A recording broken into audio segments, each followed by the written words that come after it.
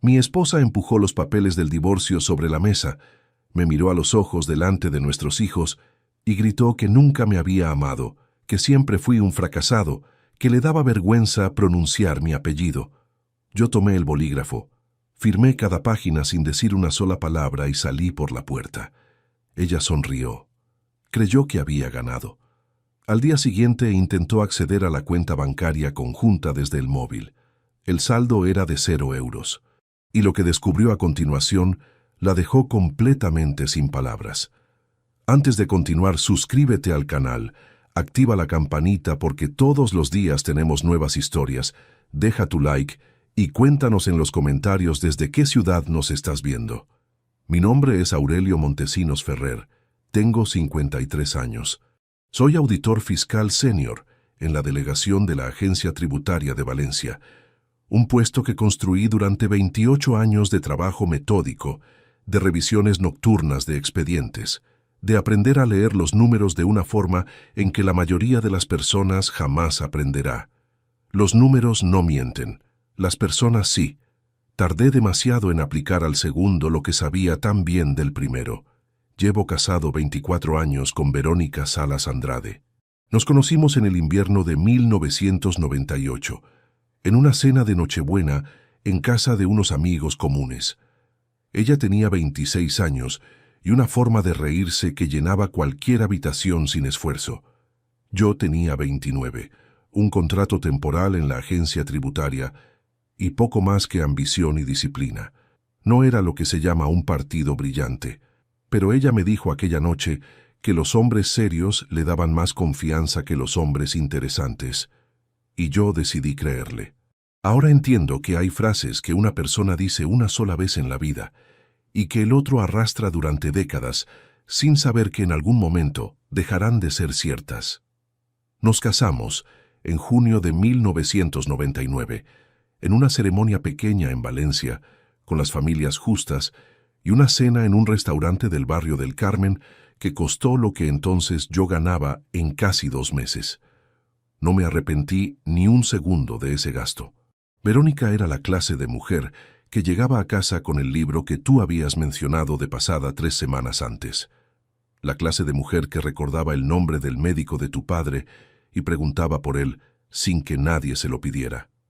Era atenta de una manera que yo, que venía de una familia donde el afecto se expresaba trabajando y no hablando, no sabía cómo devolver con palabras.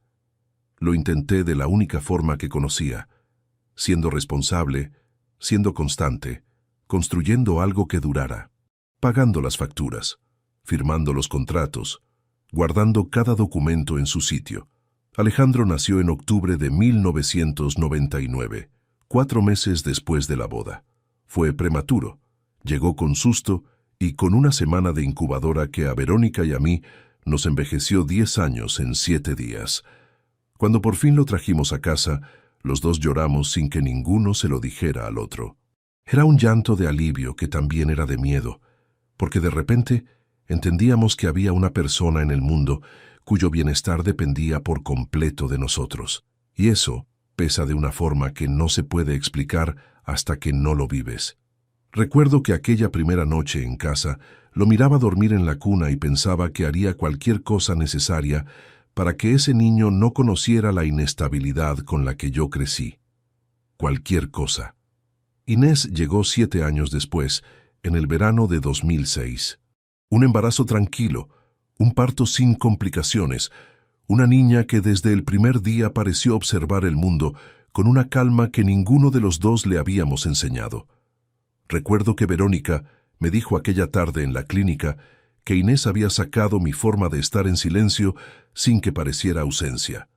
Lo dijo como un cumplido. Yo lo recibí como uno. No sabía entonces cuánto me iba a importar esa hija en los meses que estaban por venir. Durante los primeros años todo fue lo que se supone que debe ser una vida construida con esfuerzo y sin grandes golpes de fortuna. No digo que fue perfecto, porque no lo fue. Tuvimos discusiones sobre dinero cuando el dinero era escaso, sobre tiempo cuando el tiempo era el recurso más difícil de repartir, sobre prioridades cuando las prioridades de cada uno no coincidían exactamente. Hubo temporadas en que yo trabajaba tanto que llegaba a casa cuando los niños ya dormían y salía antes de que se despertaran. Temporadas en que Verónica cargaba sola con la logística del hogar, con los colegios, con los médicos, con los cumpleaños de los amigos de los niños. No lo reconocí suficiente. Eso es verdad y me pertenece. Pero debajo de todo eso había algo que yo creía sólido, algo que no se movía, aunque nos moviéramos nosotros. Y supongo que eso fue mi primer error real, confundir solidez con permanencia. Llegué a este momento desde muy atrás, y si quieren entender lo que pasó aquella tarde en la sala de estar de nuestra casa, necesitan conocer quién era yo antes de ese instante. Necesitan saber lo que construí, lo que no supe ver a tiempo, y también lo que, cuando finalmente vi, decidí no revelar todavía. Porque yo no soy un hombre inocente de toda responsabilidad. Trabajé demasiado durante demasiados años. Me ausenté emocionalmente en momentos en que debí haber estado presente. Fui orgulloso cuando debí haber sido flexible. Pagué por eso de formas que todavía entiendo con dificultad. Pero lo que me hicieron no tuvo proporción con mis errores. Eso también es verdad, y necesitaba decirlo antes de seguir. Cuando llegué al despacho por primera vez, en enero de 1995, Valencia era una ciudad que todavía negociaba sin teléfono móvil.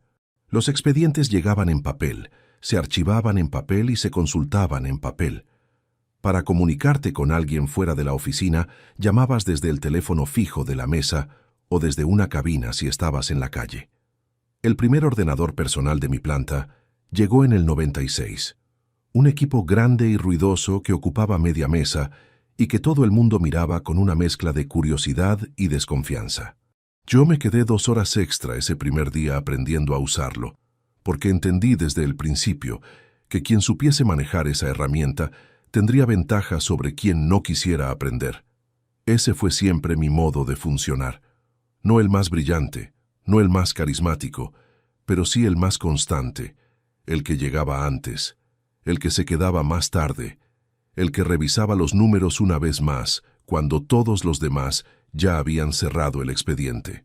28 años de esa disciplina me dieron una carrera estable, un salario que nos permitía vivir con dignidad y sin sobresaltos, y lo más importante para lo que viene a continuación, un instinto para detectar irregularidades que funciona casi de forma automática. Cuando algo no cuadra en un expediente, lo siento antes de verlo con claridad, como un leve zumbido en el fondo de la habitación que nadie más parece escuchar. Ese zumbido empezó hace 14 meses, pero antes de llegar ahí quiero contarles algo que parece un detalle doméstico sin importancia y que en realidad lo explica casi todo. En el pequeño despacho que tengo en casa, junto a la ventana que da al patio interior, hay una gaveta de madera con cerradura. Siempre ha estado ahí, desde que nos mudamos a esta casa hace 18 años. Dentro guardo escrituras, contratos, pólizas de seguro, documentos de inversión, cada papel que firma una familia a lo largo de los años y que la mayoría archiva en algún cajón sin orden y sin llave. Yo nunca lo hice así. Soy auditor. Sé mejor que nadie lo que cuesta reconstruir una historia cuando los documentos originales no están. Sé lo que significa llegar a una mesa de negociación sin papel que sostenga lo que dices. Un hombre sin documentos es un hombre sin memoria oficial. Verónica siempre se refirió a esa gaveta con una mezcla de ironía y fastidio afectuoso. Tu cajón de los secretos, lo llamaba a veces cuando yo bajaba a buscar algo. Yo siempre respondía lo mismo, que no era un cajón de secretos, sino un cajón de documentos y que había diferencia. Ella ponía los ojos en blanco y subía las escaleras sin terminar la conversación. Era una pequeña discrepancia doméstica, el tipo de cosa que existe en todos los matrimonios y que no parece merecer más atención que un gesto y un suspiro. No imaginaba entonces, o quizás no quería imaginar, que esa gaveta iba a ser la pieza que desequilibraría todo lo que ella había construido durante casi 2 años. Aquella tarde de octubre en que Verónica gritó lo que gritó, en que Alejandro estaba sentado en el sillón con los brazos cruzados y en que Inés me miraba desde la puerta de la cocina sin entender del todo lo que estaba pasando, Yo no reaccioné de la forma en que ella esperaba, no alcé la voz, no pregunté nada, no intenté defenderme ni convencerla ni suplicarle que esperara. Tomé el bolígrafo, el mismo bolígrafo con el que llevo años firmando informes de auditoría, y fui pasando las páginas una a una. Firma aquí, iniciales allá, fecha en el margen derecho. Lo hice con la misma concentración con que reviso un expediente fiscal complejo, sin prisa y sin temblor.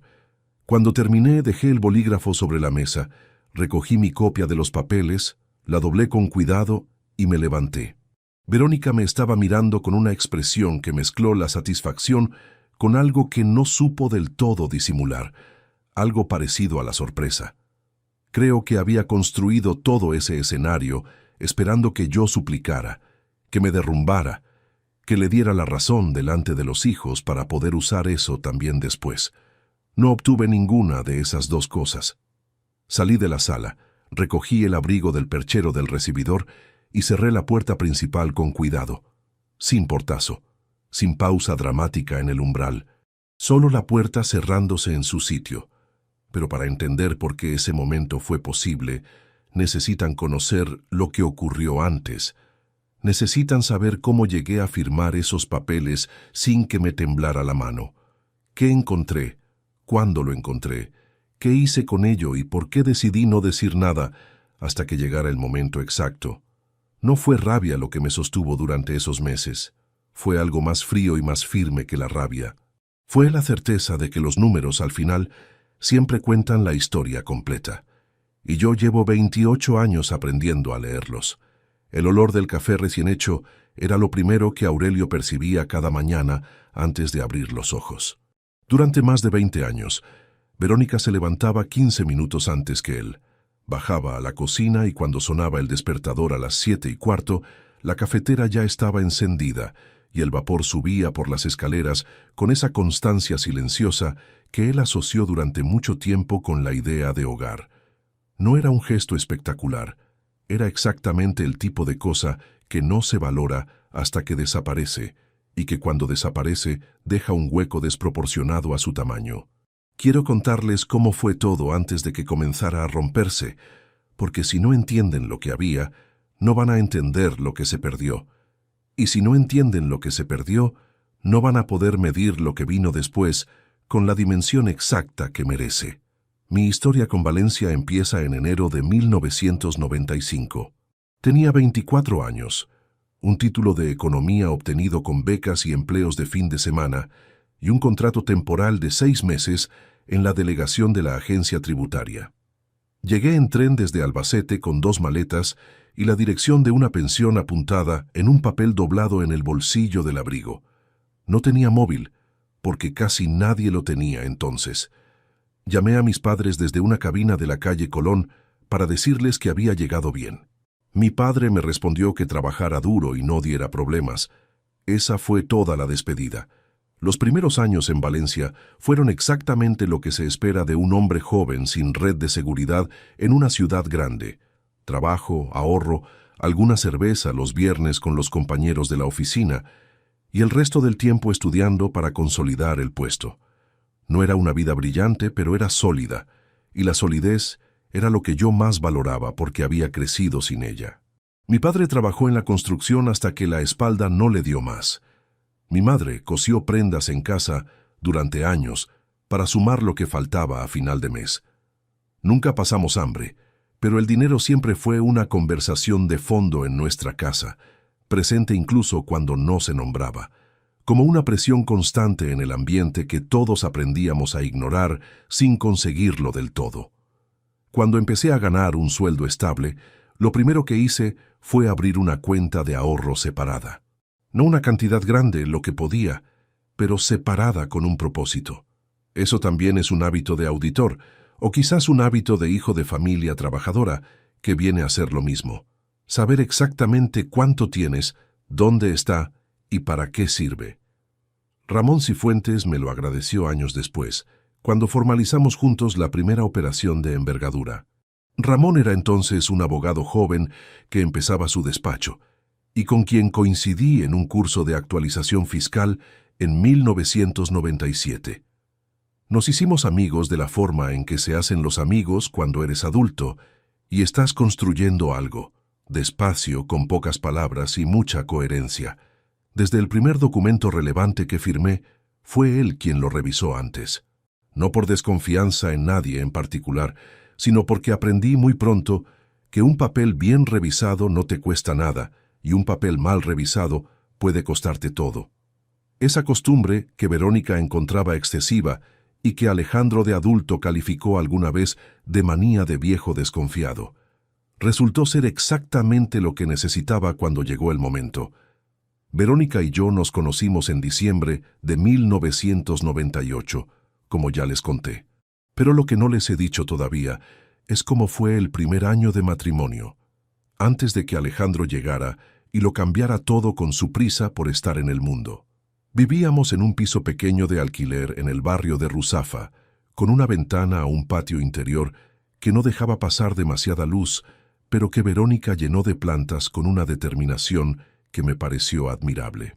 Ponía tiestos en todos los alféizares, les hablaba cuando creía que yo no escuchaba, y cuando alguna se le moría, no lo tomaba como un fracaso sino como información. Esta necesitaba más agua, decía. Esta tenía demasiado sol. Aprendía de cada cosa que no funcionaba y lo ajustaba sin dramatismo. En aquella época yo pensaba que esa era su forma de estar en el mundo y que esa forma era permanente. Me equivocaba, pero tardé demasiado en entenderlo, y parte de la responsabilidad de ese retraso me pertenece. Los primeros 12 años de matrimonio los resumo así: trabajo constante, sacrificios repartidos de forma no siempre equitativa y 2 hijos que crecieron en una casa estable, aunque no siempre cálida. Cuando digo que no siempre fue cálida, no me refiero a que hubiera frialdad deliberada, sino a que yo pasé temporadas enteras llegando tarde y saliendo temprano, y que hay un tipo de ausencia que no levanta la voz ni da portazos, pero que se instala en los rincones de una casa con la misma persistencia que la humedad. Verónica lo llevó durante años con una paciencia que ahora, mirando hacia atrás, entiendo que fue costándole más de lo que me mostró. Y eso es algo que reconozco sin evasivas. Debí haber estado más presente, debí haber cerrado el maletín antes, debí haber aprendido a decir que el expediente podía esperar hasta mañana. No lo hice, y eso tuvo consecuencias que no supe ver a tiempo. Pero incluso con todo eso, hubo años buenos. Años en que los 4 íbamos al pueblo de mis padres en agosto y Alejandro y su abuelo pasaban la tarde arreglando lo que fuera, con la misma seriedad que si el mundo dependiera de ello. Años en que Inés, que entonces tendría 5 o 6 años, se dormía en el sofá con la cabeza apoyada en mi pierna mientras yo veía el telediario y Verónica leía en el sillón de enfrente con las piernas dobladas debajo del cuerpo. Momentos que en ese instante parecían ordinarios y que ahora tienen un peso que no tenían entonces, ese peso extraño que adquieren las cosas cuando ya no pueden repetirse. La vida empezó a cambiar de textura despacio, de la forma en que cambian las cosas, cuando nadie toma ninguna decisión brusca, sino que simplemente cada uno va derivando unos centímetros al día hasta que un día miras y ya no estás en el mismo sitio. Verónica empezó a tener vida propia con más consistencia, lo cual en sí mismo no era malo. Quedaba más con amigas, hacía un curso de fotografía un par de años, luego lo dejó, empezó otro de cocina que también terminó antes de tiempo. No lo interpreté como señal de nada, porque cada persona tiene derecho a buscar lo que la llena y a no encontrarlo de inmediato. Lo que sí noté, aunque no lo nombré en su momento, fue que en algún punto dejó de preguntarme cómo me había ido el día. No de golpe. Fue como si esa pregunta fuera perdiendo terreno de forma tan gradual que cuando me di cuenta de su ausencia ya llevaba meses sin escucharla. Alejandro terminó la carrera de Administración de Empresas en 2021. Estudios pagados íntegramente por mí, incluyendo el máster de 1 año que cursó en Madrid, el piso compartido durante ese año, los libros, los materiales y una transferencia mensual de 800 euros que le hacía puntualmente el primer día de cada mes para que no tuviera que preocuparse por nada que no fuera a estudiar. Cuando volvió a Valencia, le ayudé a encontrar un piso en el barrio del Ensanche, firmé como avalista del contrato de alquiler y seguí con la transferencia mensual mientras se establecía profesionalmente. Era lo que cualquier padre haría, o al menos lo que yo entendía que debía hacer. El primer trabajo que encontró fue en una empresa de consultoría financiera pequeña. Lo tuvo 8 meses. Luego lo dejó, dijo que el ambiente era difícil y que las perspectivas no eran buenas. Encontró otro en una gestora de inversiones, donde estuvo casi un año antes de irse también. Las explicaciones que me daba eran razonables por separado, pero sumadas formaban un patrón que un auditor reconoce, el que justifica cada salida con razones distintas, porque la razón real no puede decirse. En aquel momento no lo analicé de esa manera. Lo achaqué a la inestabilidad normal de los veintitantos, al mercado laboral complicado, a que los jóvenes de hoy tienen criterios diferentes para elegir dónde trabajar. Me dije que ya encontraría su camino. En enero de 2022 cumplí 50 años. Verónica organizó una cena en casa con los amigos más cercanos. Puso las velas en la tarta con esa atención al detalle que seguía teniendo para las ocasiones señaladas. Y todo estuvo bien en la superficie. Pero Alejandro no vino. Llamó esa mañana para decir que tenía un compromiso que no había podido cancelar. Algo relacionado con unos amigos que venían de fuera. La excusa era posible, pero tenía una vaguedad específica que no encajaba con el tipo de excusa que se da para perderse el cumpleaños de 50 años de tu padre. Inés sí estuvo. Se sentó a mi lado durante toda la cena y brindó con una copa de agua porque entonces todavía no bebía vino. Eso lo recuerdo con claridad.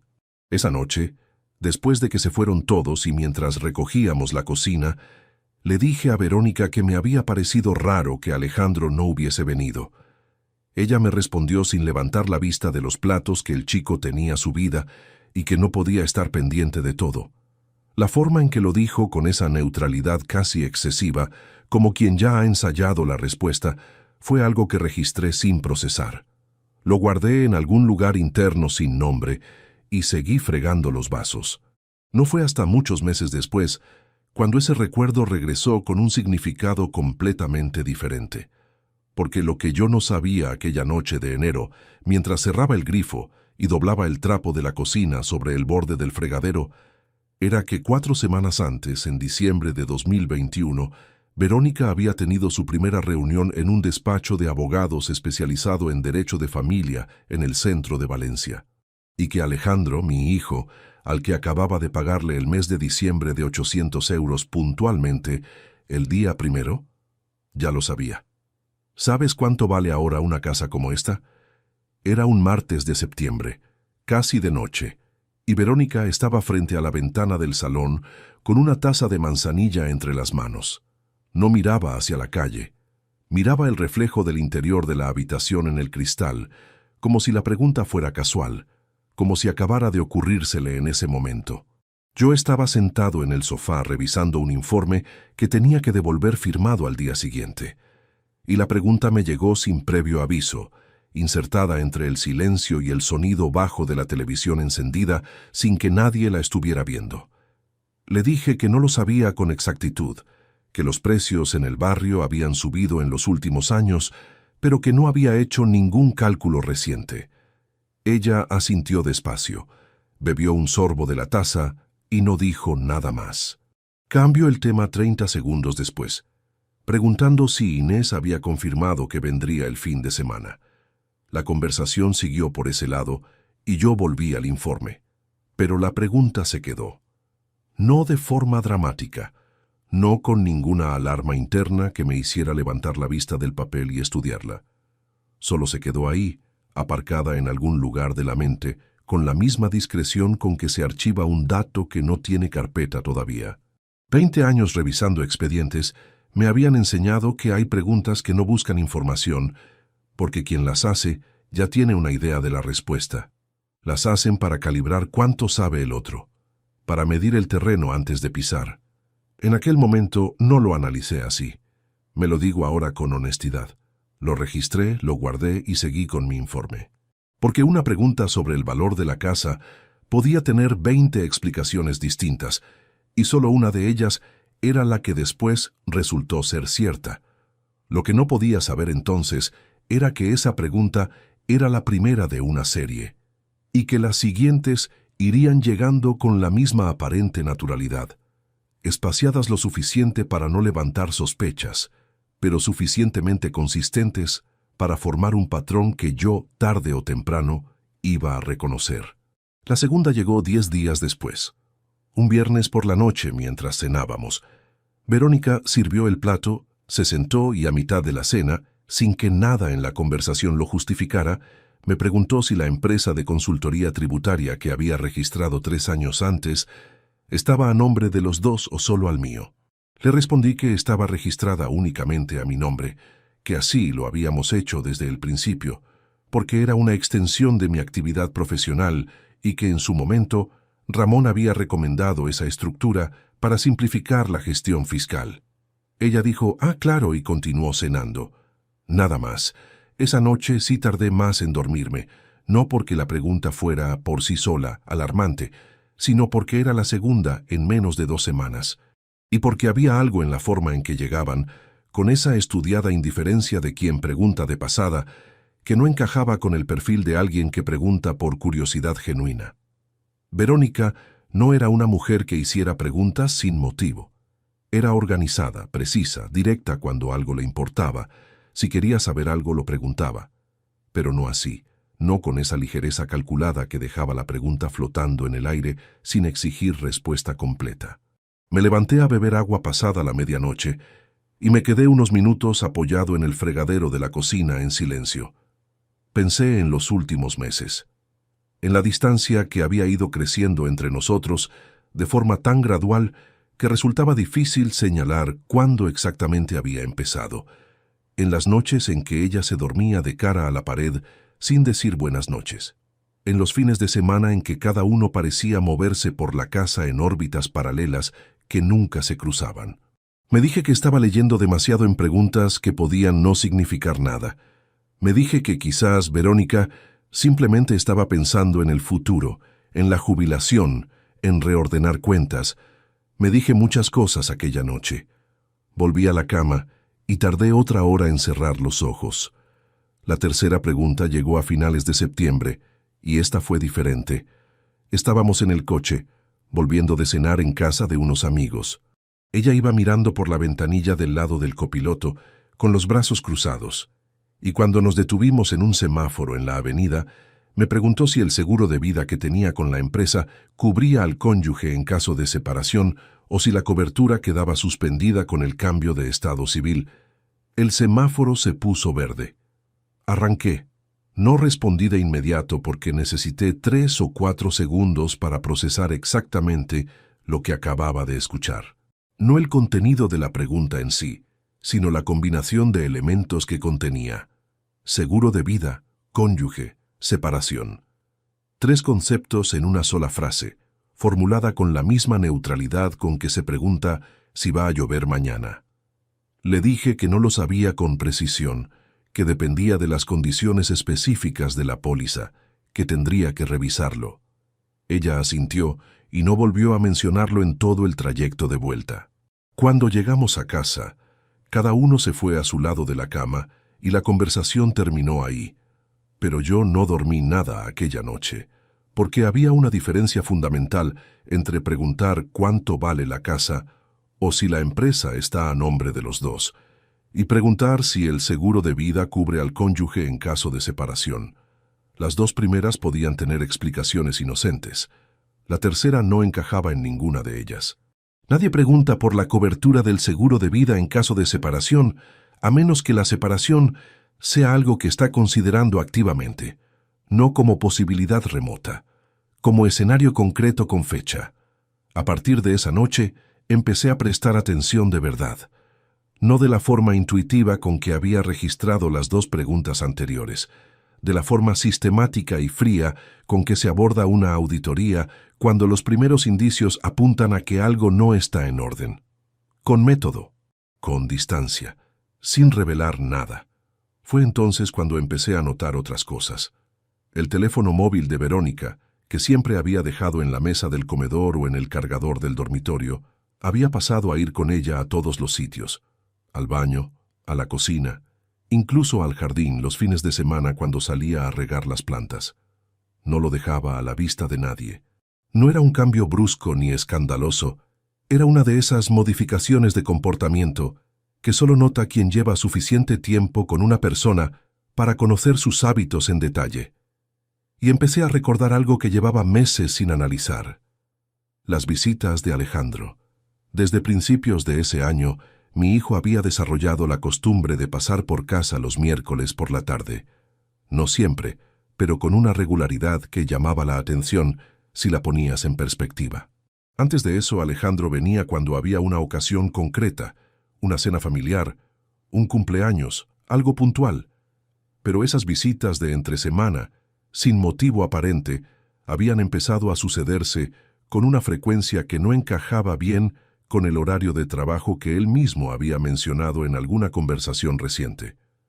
La ocasión para comprobarlo llegó un sábado de octubre, durante una cena en casa. Inés había venido a pasar el fin de semana y Alejandro se había unido esa vez, algo que en los últimos meses no era frecuente.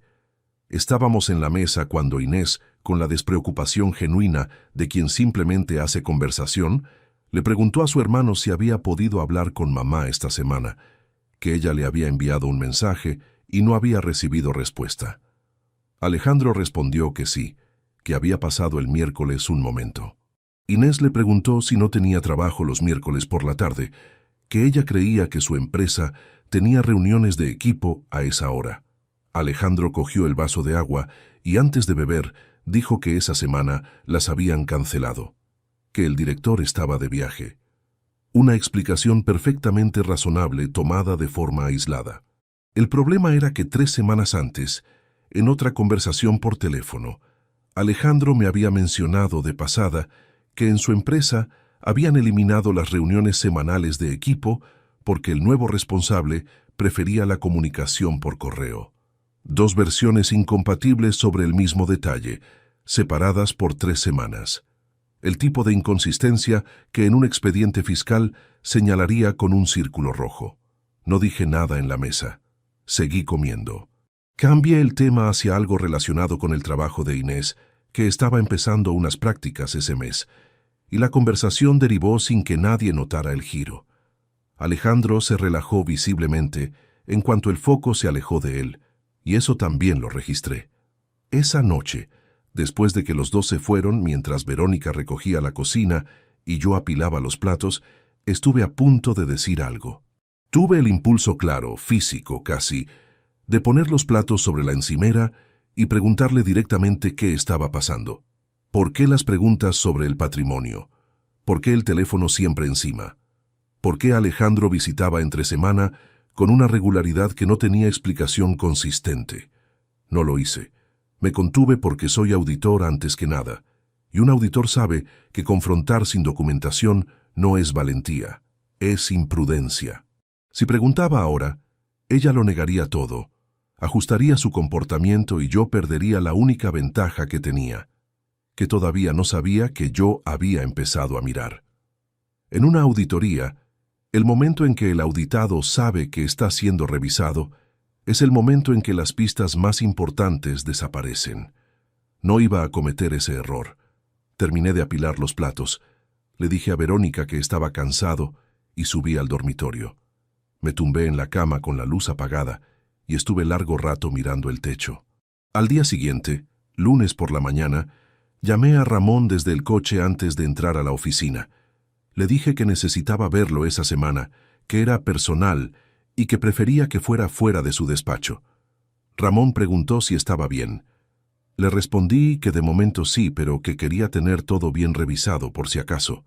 Hubo un silencio breve al otro lado del teléfono. Ramón me conocía desde hacía más de 20 años. Sabía lo que significaba cuando yo decía, por si acaso. Quedamos para el jueves. Lo que yo no sabía todavía en ese momento era que el bolsillo del abrigo gris de Verónica, el que llevaba colgado en el perchero del recibidor desde hacía semanas, guardaba algo que iba a confirmarlo todo, y que lo encontraría por accidente, de la forma más ordinaria posible, buscando algo completamente distinto. El seguro del coche vencía ese viernes y Aurelio no encontraba la tarjeta de la aseguradora por ningún lado. Había revisado ya el cajón de la mesilla, la carpeta de plástico transparente que guardaba en el maletero y el archivador pequeño del escritorio del despacho. No estaba en ninguno de esos sitios.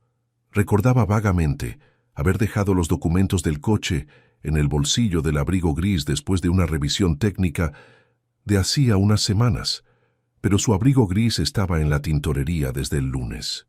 El único abrigo similar que quedaba en el perchero del recibidor era el de Verónica, uno largo de color beige que ella usaba en los días de lluvia y que tenía los mismos bolsillos laterales profundos que el suyo. Ella estaba arriba duchándose. Podía escuchar el agua correr a través del techo del recibidor. Metió la mano en el bolsillo izquierdo del abrigo y encontró un pañuelo de papel doblado, un recibo de supermercado y nada más. Probó el derecho. Sus dedos tocaron primero lo que parecía una tarjeta de crédito, luego un par de monedas y después un rectángulo de cartulina más grueso que una tarjeta de visita corriente. Lo sacó sin pensar, dando por hecho que sería algo suyo que se había mezclado con las cosas de ella por accidente. No lo era. Era una tarjeta de un despacho de abogados, fondo blanco, tipografía sobria en azul marino, el nombre del bufete en la parte superior, Estudio Jurídico Palomar y Asociados, y debajo en letras más pequeñas, Derecho de Familia, Separaciones, Divorcios, Custodia y Régimen Patrimonial, una dirección en la calle de las Barcas, en el centro de Valencia, un número de teléfono. Aurelio se quedó de pie en el recibidor con la tarjeta entre el índice y el pulgar.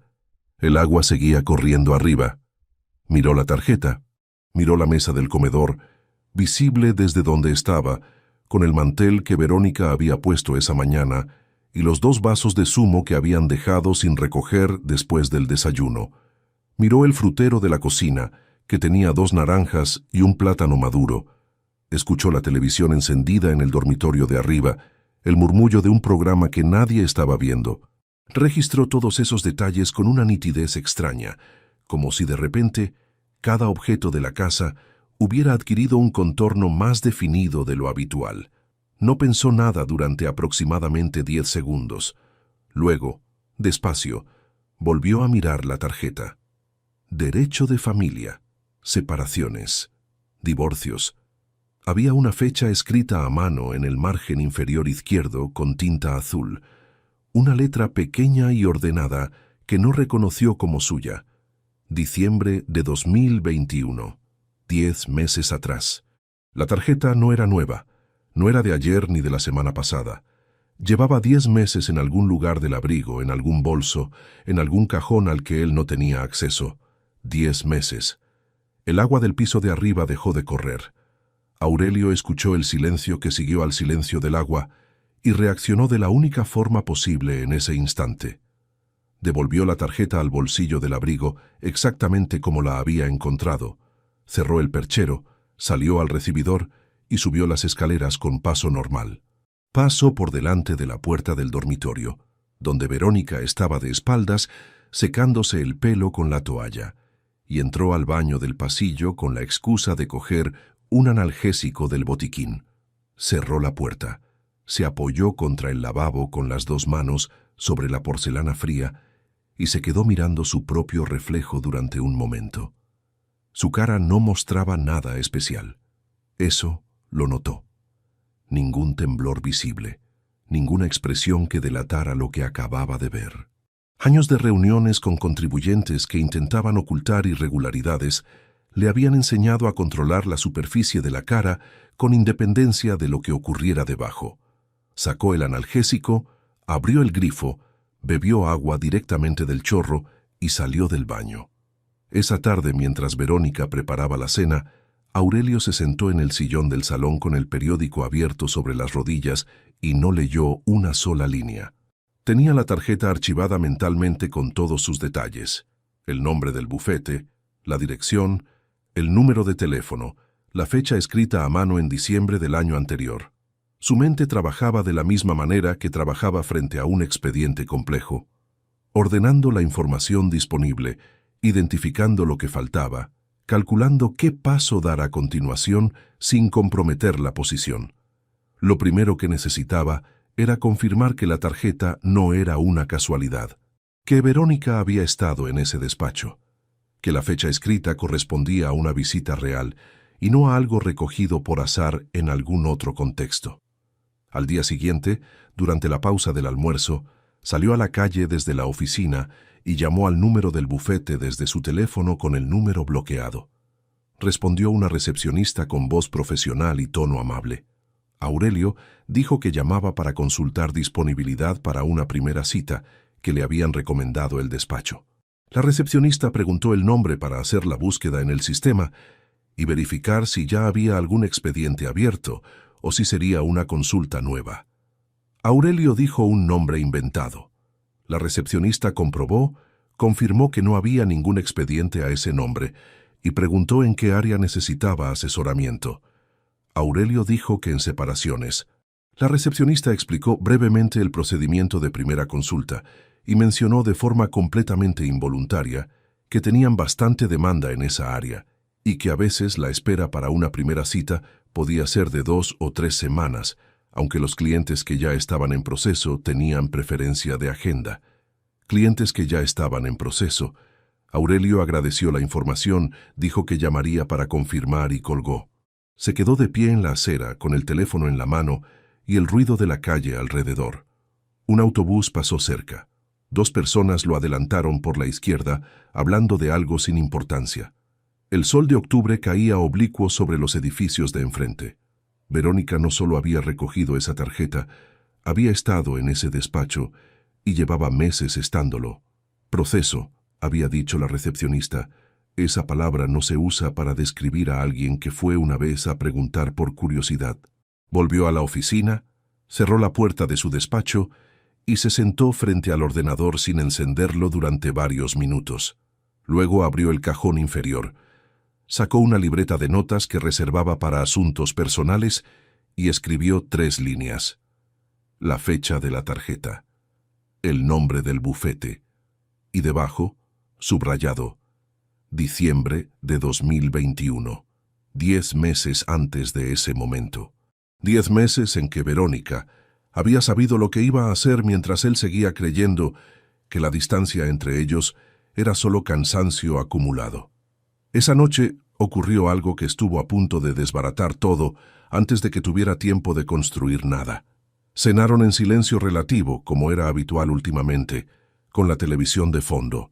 Cuando Aurelio se levantó a recoger los platos, su teléfono, que había dejado boca abajo sobre la mesa, se giró sin querer al rozarlo con el antebrazo y quedó pantalla arriba.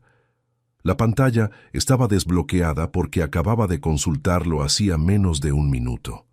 Y en la pantalla, visible con claridad, seguía abierta la aplicación de notas donde había escrito el nombre del bufete y la dirección durante la pausa del almuerzo. Verónica estaba a menos de 1 metro, recogiendo los vasos. Aurelio cogió el teléfono con un movimiento que intentó que pareciera automático. Lo bloqueó y lo metió en el bolsillo del pantalón. Pero en el 1,5 segundos que tardó en hacerlo, Verónica había podido ver la pantalla. Hubo un silencio de 3 o 4 segundos que se extendió de una forma que no parecía natural. Luego ella preguntó sin mirarlo, mientras llevaba los vasos al fregadero, ¿trabajas en algo del despacho esta noche? Aurelio respondió que sí, que tenía un expediente pendiente de un cliente con una consulta sobre patrimonio societario, que iba a revisar unas notas antes de dormir. Lo dijo con el tono plano y ligeramente fastidiado con que cualquier persona habla de trabajo que se lleva a casa, sin énfasis, sin prisa en explicarse. Ella dijo, «Ah», y abrió el grifo. No volvió a preguntar nada. Aurelio terminó de recoger la mesa. Se despidió diciendo que iba al despacho un rato, subió las escaleras y cerró la puerta del pequeño estudio con llave, algo que hacía con regularidad suficiente para que no levantara ninguna sospecha. Se sentó, abrió la libreta y pasó los siguientes 40 minutos escribiendo todo lo que sabía con exactitud hasta ese momento. la fecha de la primera visita al bufete, las 3 preguntas sobre el patrimonio, el comportamiento del teléfono móvil, las visitas de Alejandro los miércoles, la inconsistencia en la excusa del hijo sobre las reuniones de trabajo. Por separado, cada uno de esos elementos podía tener una explicación distinta. Juntos formaban algo que un auditor reconoce sin necesitar más datos.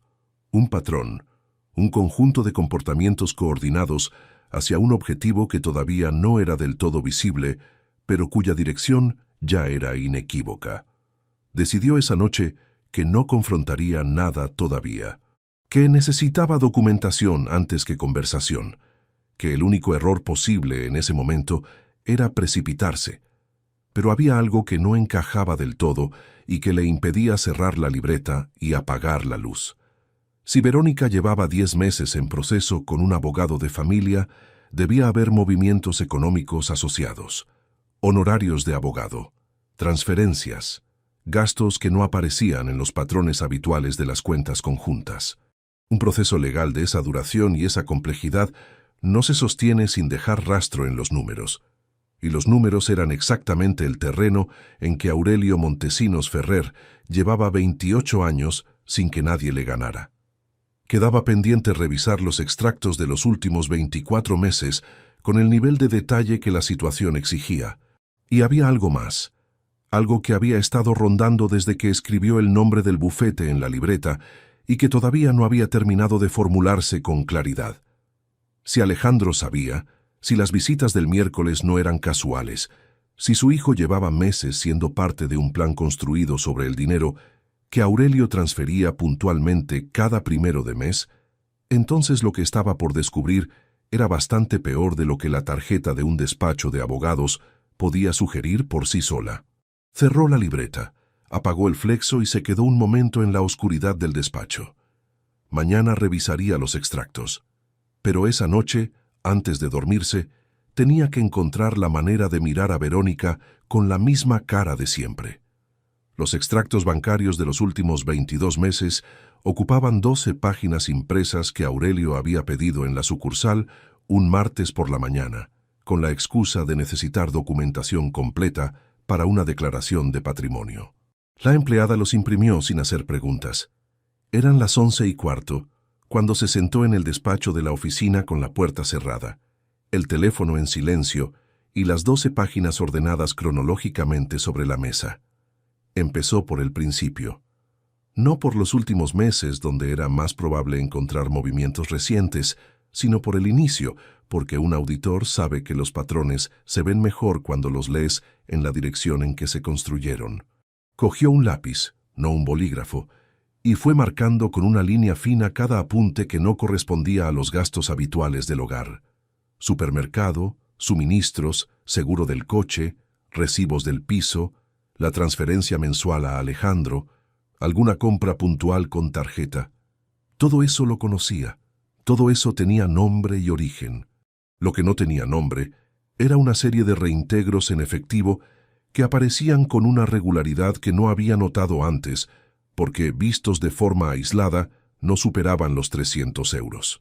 Pero vistos en conjunto, con la distancia que da leer 22 meses de una sola vez, formaban una cadencia perfectamente reconocible, entre 200 y 300 euros retirados en efectivo, siempre en la misma sucursal del centro, siempre entre el día 8 y el día 12 de cada mes, sin excepción desde enero de 2022.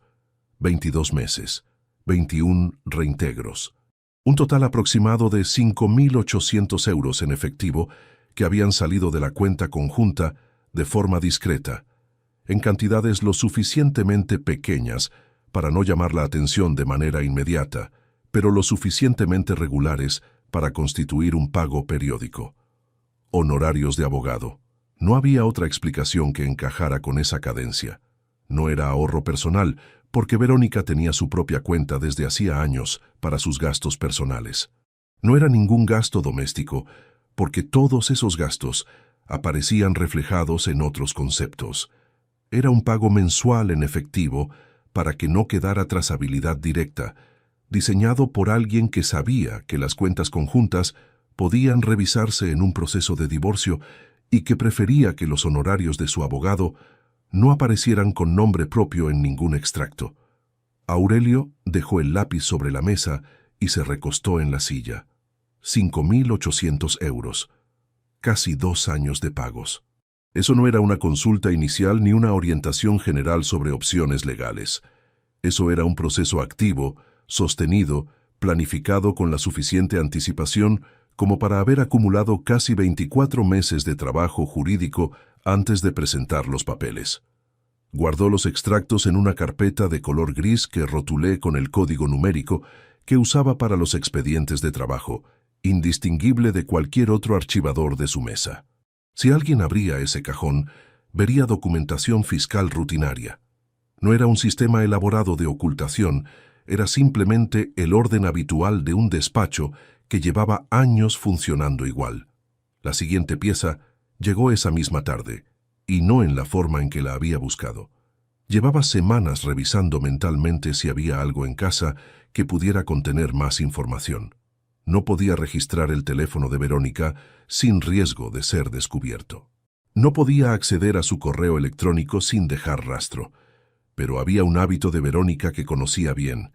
Imprimía cosas cuando eran importantes, contratos, confirmaciones de reserva, recetas de cocina que le gustaban, artículos que quería releer con calma.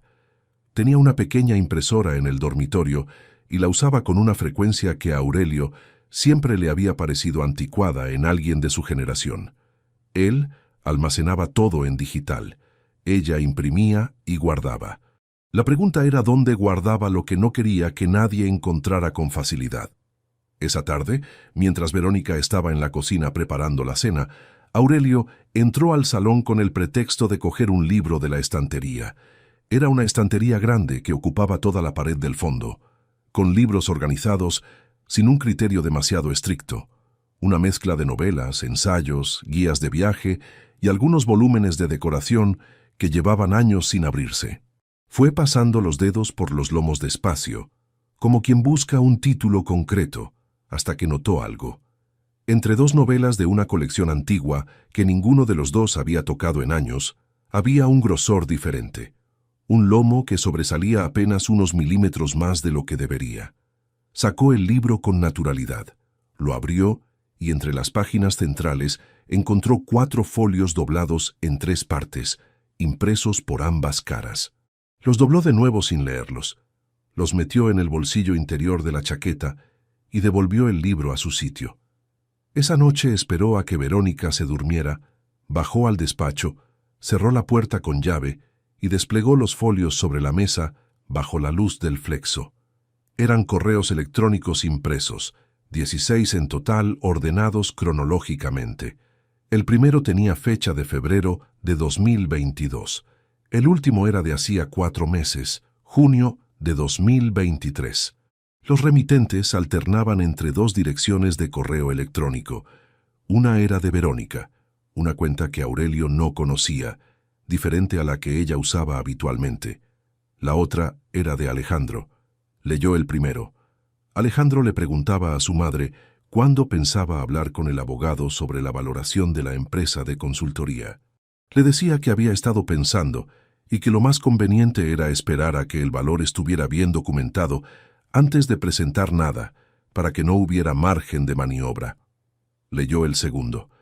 Verónica respondía que el abogado ya tenía la documentación necesaria y que habían acordado esperar el momento adecuado, que no convenía precipitarse, que el objetivo era que el padre no tuviera tiempo de reaccionar,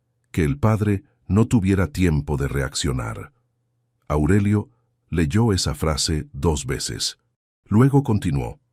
A lo largo de los 16 correos, la imagen fue haciéndose más nítida y más devastadora en igual medida.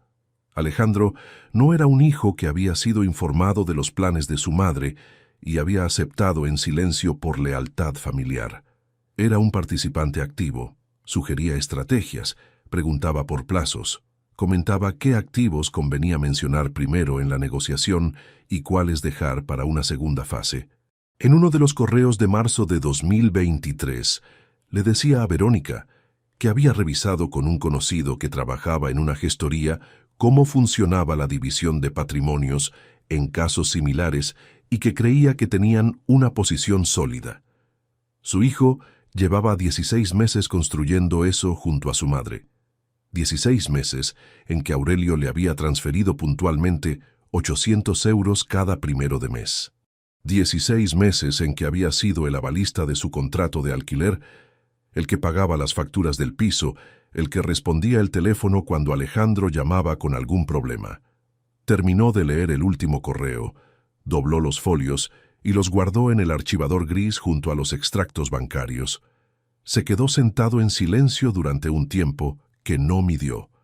No sintió rabia de la forma en que la rabia suele describirse. Sintió algo más frío y más pesado, algo que se instaló en el centro del pecho, con la densidad de una certeza que no iba a desaparecer. La diferencia entre sospechar y saber es enorme. Entre sospechar y tener documentación en la mano es todavía mayor. Al día siguiente llamó a Ramón antes de salir de casa, mientras Verónica seguía arriba. Le dijo que tenía que verlo esa misma tarde, que había encontrado lo que buscaba y que era peor de lo que había calculado. Ramón preguntó cuánto peor. Aurelio respondió que había participación del hijo. Hubo un silencio al otro lado del teléfono que duró 3 segundos exactos. Luego Ramón dijo que llegaría al bar de siempre a las 7:30 y que Aurelio le llevara copias de todo. Esa tarde, con una copia de los extractos y los correos en un sobre cerrado dentro del maletín, Aurelio pasó por el piso de Alejandro sin avisar. Llevaba un sobre con documentos de la empresa, que en teoría necesitaba que el hijo le devolviera firmados. Una excusa perfectamente creíble, porque no era la primera vez que le pedía ese tipo de gestión menor. Alejandro abrió la puerta en chándal, con cara de quien no esperaba visita. Detrás de él, visible desde el umbral, estaba Verónica sentada en el sofá con el teléfono en la mano. Los dos se tensaron al mismo tiempo de una forma que resultó casi simétrica. Verónica se levantó y dijo que había pasado a traerle unas cosas a Alejandro, con una naturalidad que habría convencido a cualquiera que no llevara semanas leyendo sus correos impresos. Aurelio saludó, entregó el sobre a su hijo, preguntó si podía firmar ahora porque necesitaba devolverlos antes del viernes. Alejandro cogió el sobre sin abrirlo y dijo que sí, que lo miraba esa noche. Hubo un silencio de 4 o 5 segundos en que los tres estaban de pie en el pequeño recibidor del piso y nadie decía nada. Fue entonces cuando Alejandro dijo algo que Aurelio no esperaba. Lo miró directamente y dijo, con una firmeza que sonaba a ensayada: «Oye, papá, últimamente te veo muy encima de todo. Los documentos, las llamadas, siempre has sido así, priorizando el trabajo y el control de todo antes que cualquier otra cosa, antes que la familia». Era una frase de ataque, no de hijo que expresa una queja acumulada, sino de alguien que intenta desviar el foco antes de que el otro se acerque demasiado. Demasiado directa, demasiado rápida, con una justificación implícita que nadie había pedido. Aurelio lo miró durante 2 segundos. Luego asintió despacio y dijo que tenía razón, que había sido muy exigente con el trabajo durante muchos años, que era algo en lo que pensaba. Lo dijo sin defensiva, sin ironía, con la calma de quien puede permitirse ceder terreno, porque no lo necesita. Alejandro esperaba contestación o tensión, y no obtuvo ninguna de las dos cosas. Eso lo descolocó más que cualquier respuesta directa. Aurelio se despidió de los dos, bajó las escaleras y salió a la calle. A las 7:30 estaba en el bar con Ramón, con el sobre encima de la mesa entre los 2 cafés. Ramón leyó los correos sin decir nada durante 10 minutos completos. Cuando terminó, los dobló, los devolvió al sobre y dijo: «Tienes documentación suficiente. Ahora hay que decidir qué construyes con esto y en qué orden». Aurelio le preguntó si era posible reorganizar los activos de forma que fuera completamente legal y que no pudiera cuestionarse en ningún proceso posterior. Ramón respondió que sí, que era posible, pero que había que hacerlo con tiempo y sin errores, y que necesitaría acceso a toda la documentación original de la gaveta. Toda la documentación original de la gaveta. La misma gaveta que Verónica llevaba años llamando el cajón de los secretos con una ironía que ahora, por primera vez, tenía un peso completamente distinto. Quedaron para el miércoles siguiente en el despacho de Ramón, con las escrituras, los contratos de inversión, las pólizas y todo lo que hubiera dentro de esa gaveta con cerradura que solo Aurelio sabía abrir. El proceso iba a comenzar, pero mientras volvía a casa en coche esa noche, con la ciudad iluminada alrededor y la calefacción encendida al mínimo, Aurelio recordó algo que Alejandro había dicho en el umbral del piso, priorizando el control de todo antes que la familia. Su hijo había usado la palabra control, no trabajo, no ausencia, no distancia. Control era una palabra específica, elegida, que sonaba a algo que se había repetido en alguna conversación entre ellos dos. Una palabra que alguien le había dado para que la usara, y eso significaba que los correos impresos que había encontrado entre las páginas del libro no eran toda la conversación, eran solo la parte que Verónica había decidido guardar en papel. Lo que quedaba en los teléfonos era todavía terra incógnita. Inés llegó un sábado por la mañana sin avisar, con una bolsa de tela colgada del hombro y 2 cruasanes envueltos en papel de panadería que dejó sobre la mesa de la cocina antes de quitarse el abrigo. Estaba por la zona, dijo, aunque vivía al otro lado de la ciudad, y no había ninguna razón particular para estar por esa zona un sábado a las 10 de la mañana. Verónica estaba en el jardín trasero con las plantas, con los auriculares puestos y el teléfono en el bolsillo del delantal. No la había escuchado llegar. Aurelio hizo café para los dos, sacó los platos y se sentó frente a su hija en la misma mesa donde había cenado la noche anterior, fingiendo que todo seguía igual. Inés lo miró de la forma en que lo miraba desde niña cuando sabía que algo no le estaba contando. No era un gesto acusatorio ni invasivo, era simplemente una atención muy quieta, los ojos fijos en él, con una paciencia que no exigía respuesta inmediata, pero que tampoco iba a retirarse sola. «¿Estás bien?», preguntó después de un momento. Aurelio respondió que sí, que estaba cansado, que la última semana había sido densa en el trabajo. Inés asintió, dio un mordisco al croissant y no insistió. Pero tampoco cambió de tema hacia otro lado. Se quedó ahí comiendo despacio, con esa presencia tranquila que según Verónica había sacado de él y que ahora, en ese contexto, resultaba casi incómoda por lo mucho que lo leía sin necesitar palabras. Estuvieron casi 1 hora en la cocina. Verónica entró a mitad del café, saludó a Inés con el afecto habitual, preguntó por las prácticas, por el piso compartido, por una amiga de la que Inés había hablado el mes anterior. La conversación fluyó con la superficie limpia de una familia normal un sábado cualquiera. Aurelio participó lo necesario. Cuando Inés se levantó para irse, lo abrazó en el recibidor un segundo más de lo habitual y le dijo al oído, muy bajo, que si necesitaba hablar de algo, lo que fuera, que lo llamara. Él le respondió que lo sabía y que se lo agradecía. Cuando cerró la puerta y se quedó solo en el recibidor, tardó unos segundos en volver a moverse. Inés no sabía nada concreto, pero lo estaba viendo, y eso significaba que él no estaba tan bien disimulado como creía, al menos no para los ojos que lo conocían de verdad.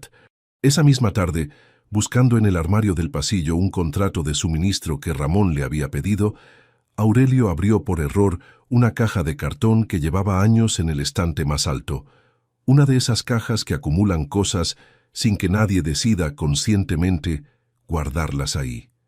Dentro había documentos viejos, algunas fotografías sueltas, una agenda de 2004 con la tapa de cuero desgastada, y debajo de todo, una fotografía. Era de un fin de año. Por el fondo reconoció el salón de casa de unos amigos que ya no vivían en Valencia, lo cual situaba la foto en algún momento anterior a 2010. Verónica estaba de pie junto a él, con un vestido que recordaba vagamente, y estaba riendo. No de la manera educada con que uno ríe en las fotos familiares, sino de verdad, con los ojos cerrados y la cabeza ligeramente echada hacia atrás, de esa forma en que la gente ríe cuando no está pensando en cómo la están viendo. Él también reía en la foto. Los dos juntos, sin saber que alguien los estaba fotografiando, sin componer ninguna pose. Aurelio se sentó en el borde de la cama con la foto en la mano y estuvo mirándola durante un tiempo que no midió. No para absolver nada, ni para reconstruir ninguna narrativa que justificara lo que había encontrado en los correos impresos. La memoria no funciona por conveniencia, y él lo sabía mejor que nadie porque llevaba semanas intentando que funcionara así sin conseguirlo. Esa mujer que reía en la foto había existido. Ese hombre que reía junto a ella también. Lo que había ocurrido entre ese momento y el presente no borraba ninguna de las dos cosas, ni lo que fue real entonces, ni lo que resultó verdad después. Guardó la foto en el bolsillo de la chaqueta, no la devolvió a la caja. Esa semana fue la más exigente de todo el proceso.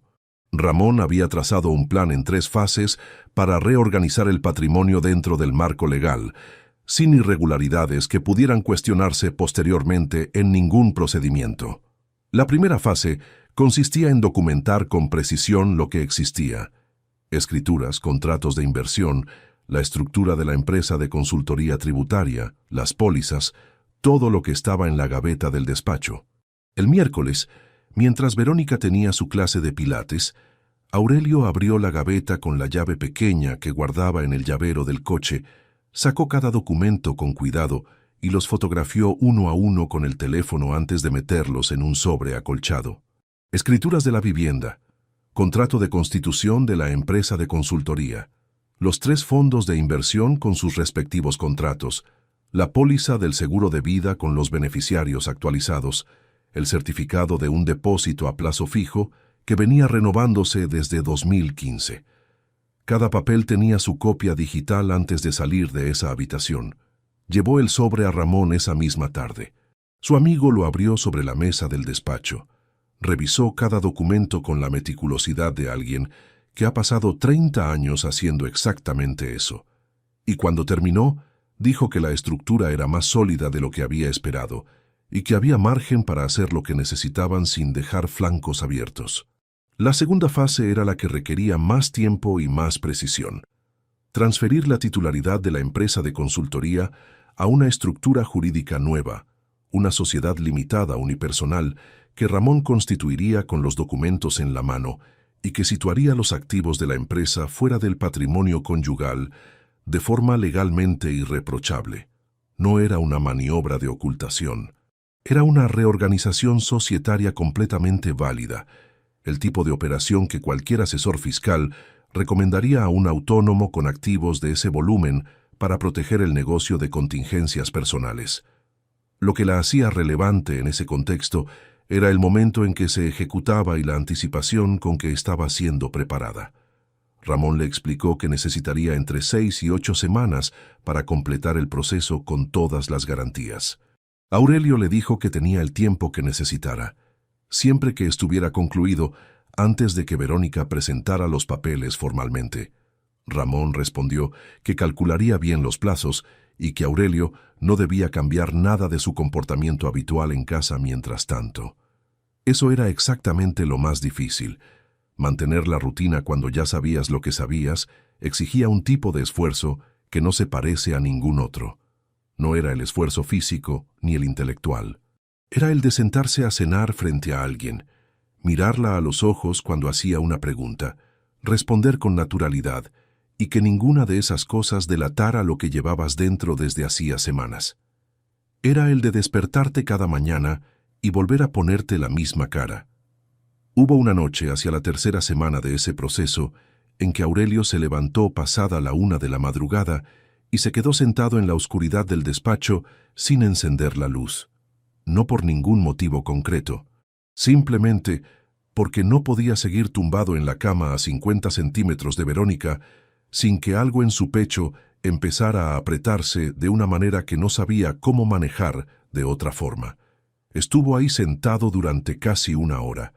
Pensó en si todo aquello tenía sentido, en si no sería más limpio y más rápido confrontarlo directamente, sin estrategia, sin documentación, solo decirle lo que sabía y dejar que las consecuencias llegaran como llegaran. Pensó en Alejandro y en el esfuerzo que suponía entender que su propio hijo había elegido ese papel con plena conciencia. Pensó en Inés y en cómo iba a contarle lo que había encontrado cuando llegara el momento. No tomó ninguna decisión esa noche. Solo se quedó en la oscuridad hasta que el peso en el pecho se hizo manejable, y luego volvió a la cama. 2 días después, estuvo a punto de que todo se desmoronara. Ramón le había llamado al móvil esa tarde para confirmar que la constitución de la sociedad nueva estaba en trámite y que necesitaba un dato adicional del contrato de uno de los fondos de inversión. La llamada duró menos de 4 minutos. Aurelio estaba en el coche aparcado frente a la oficina, y cuando colgó creyó que tenía margen suficiente para llegar a casa y buscar el dato antes de que Verónica volviera de donde estuviera. No lo tenía. Cuando entró por la puerta, Verónica estaba en la cocina. Lo miró y preguntó directamente, con un tono que no tenía nada de casual: ¿Para qué te ha llamado Ramón esta tarde? Aurelio se detuvo un segundo, el tiempo justo para colgar el abrigo en el perchero con normalidad, y respondió sin girarse del todo, que Ramón estaba revisando la renovación de una póliza de responsabilidad civil de la empresa, que cada año había que actualizar algunos datos y que prefería hacerlo por teléfono para no generarle papeleo innecesario. Verónica no dijo nada durante 3 segundos. Luego abrió el frigorífico y preguntó si quería cenar pronto o prefería esperar. Aurelio respondió que cuando ella quisiera, que no tenía prisa, y fue al despacho a buscar el dato que Ramón necesitaba. Cerró la puerta despacio, se apoyó contra ella con la espalda y estuvo quieto unos segundos antes de moverse hacia la gaveta. Lo que le había salvado no era que la explicación fuera particularmente elaborada. Era que era verdad a medias. Ramón sí gestionaba las pólizas de la empresa. Eso lo hacía desde hacía años. No había nada en esa respuesta que Verónica pudiera verificar y encontrar falso. Pero la pregunta en sí, la forma en que la había hecho, directa y sin contexto previo, le confirmó algo que había estado calibrando durante semanas. Verónica también estaba pendiente de sus movimientos. También buscaba señales. Los dos llevaban semanas moviéndose por la misma casa, como si nada hubiera cambiado.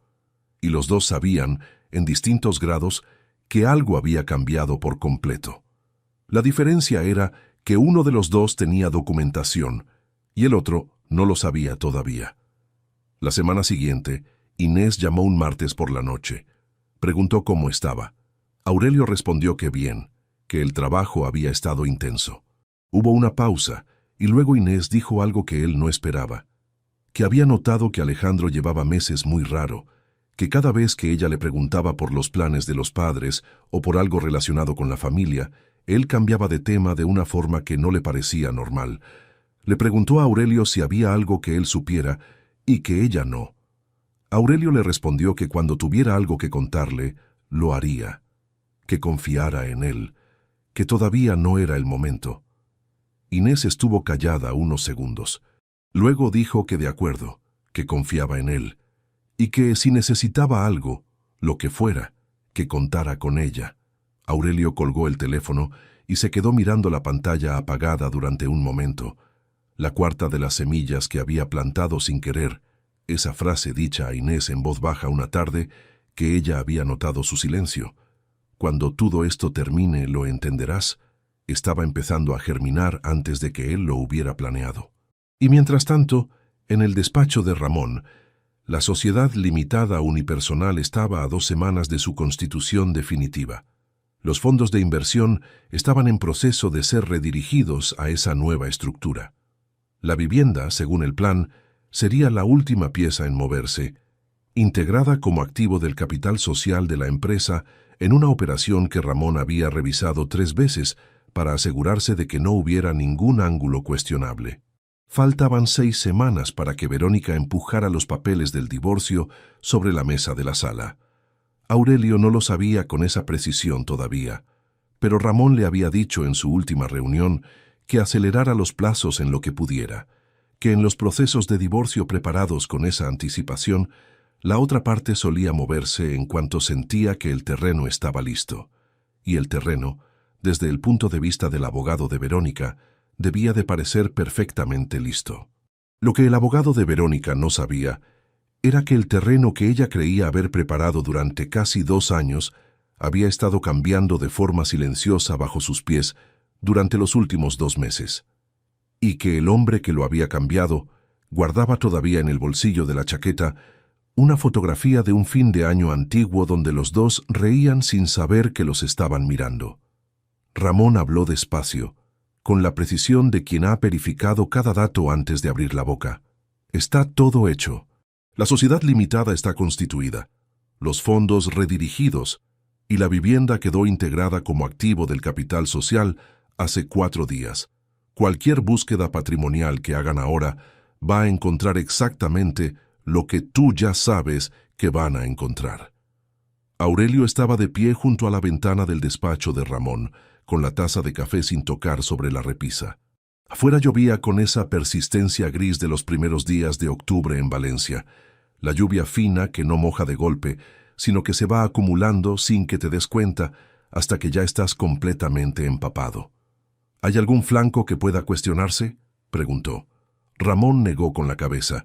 He revisado la operación 3 veces. Es una reorganización societaria estándar, documentada en cada paso, con todas las fechas registradas. No hay nada que un juez pueda señalar como maniobra fraudulenta, porque no lo es. Lo hiciste antes de que presentaran nada, con tiempo suficiente para que no pueda atribuirse a ninguna intención de defraudar el proceso.